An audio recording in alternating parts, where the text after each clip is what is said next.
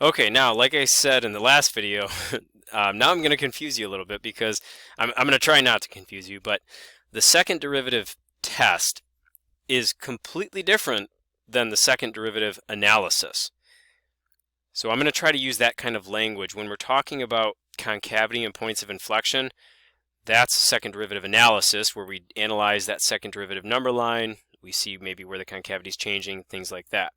The second derivative test is a very specific way for, and it's a second way to find relative extrema. So notice our goal here is not necessarily even to answer any questions about concavity or points of inflection, but we're going to find relative extrema using information about the second derivative.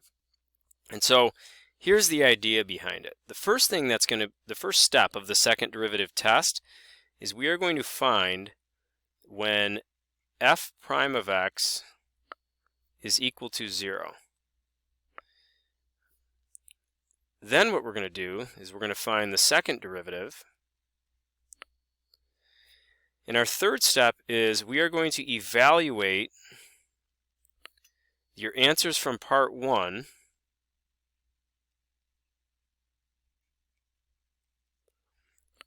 into f double prime of x.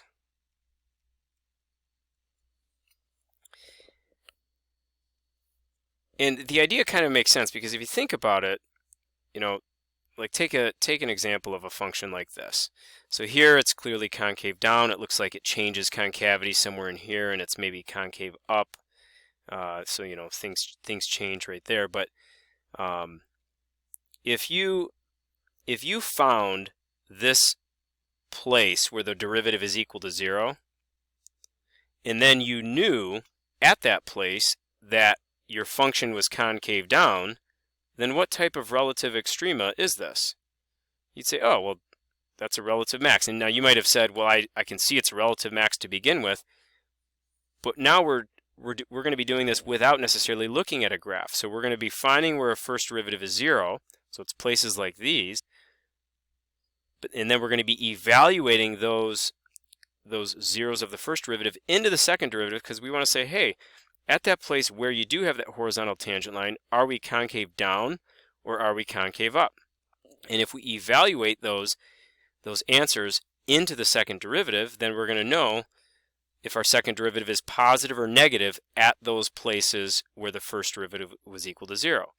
And so if our second derivative is negative, we have a concave down function, then our original function has a relative max at that place where the first derivative was equal to 0.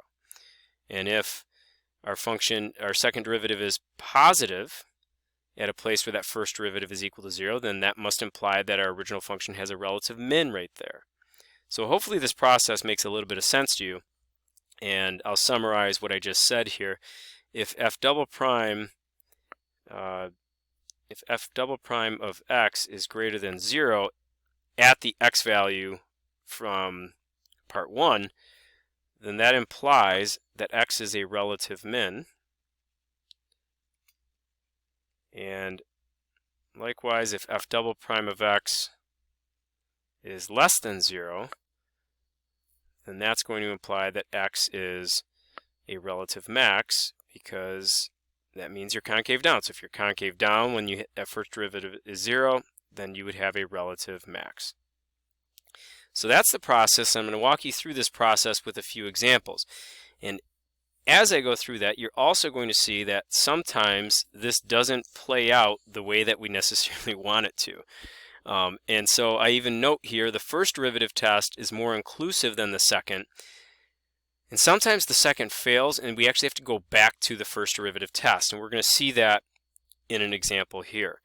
And you're going to know it fails, in particular, if you're doing this last step and you see things like f double prime of x is equal to 0, that's going to be an indication that the second derivative test fails.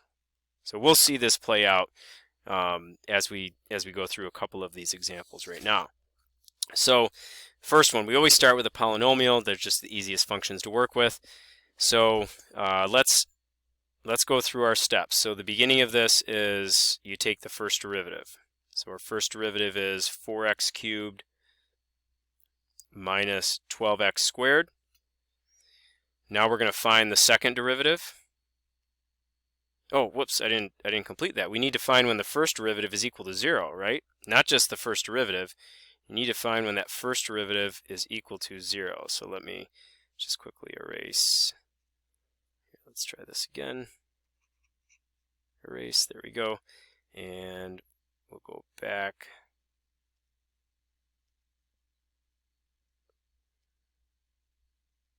Okay, so give ourselves a little bit more room here also. Okay, so now we want to solve this. We want to set it equal to 0 and solve. And so I would pull out a greatest common factor. It looks like my greatest common factor is 4x squared. And then that's also going to leave me with, it's going to leave me with, what, x minus 3 equals 0. And so when you solve this, you get 4x squared equals 0, you get x minus 3 is equal to 0, and that leads you to x equals 0 and x equals 3. So our second step is to find our second derivative. Our second derivative is 12x squared minus 24x. And our third step says evaluate the answers from part 1 into the second derivative now. So we are going to do f double prime of 0, and we're also going to do f double prime of 3. And the only thing that's really important here is the sign of the number that you're getting. So f double prime of 0 is going to be 0, and f double prime of 3, I think that is going to be positive, right? 9 times 12 minus, yeah, that's going to be positive. And so this gives me some good information. This right here implies that x equals 3 is going to be a relative what? If your second derivative is positive, that means you're concave up. So if you're concave up at a place where that first derivative is equal to 0, then that's going to be a relative min. And then this right here implies that the second derivative test fails. And so since it fails, believe it or not, what you need to do is we need to go back to the first derivative test. And so if you go back to the first derivative test, that's where we would have done like the f prime number line. And you would have tested values from your intervals separated by these numbers. And you're going to test them, you would have tested them into that first derivative.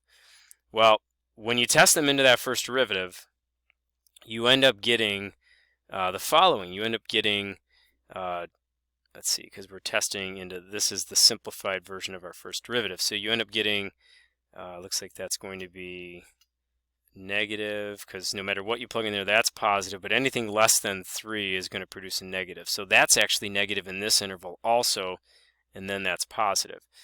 So this kind of confirms what we saw right here. We see that when your first derivative goes from negative to positive, you have a relative min, and it also kind of supports the fact that, you know, we can see why the second derivative test failed. It failed because if you think about this, this is a place where your first derivative is equal to 0, but it's not necessarily a relative extrema.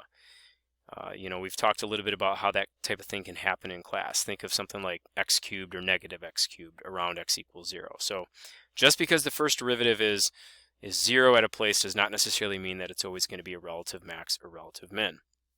Okay, let's take a look at one more example in this video, and then I'll do the last couple in the next. So if we take a look at example B, we've got, you can see we've got f of x equals x over x minus 1. And so if we go through the steps of the second derivative test to find the relative maxes and relative mins, we begin by just taking our first derivative. Now our first derivative is going to be found through the quotient rule. And when you do the quotient rule for this first derivative, you're going to get the bottom times the derivative of the top minus the top times the derivative of the bottom all over the bottom squared. And if you simplify this, you actually get -1 over x minus 1 squared.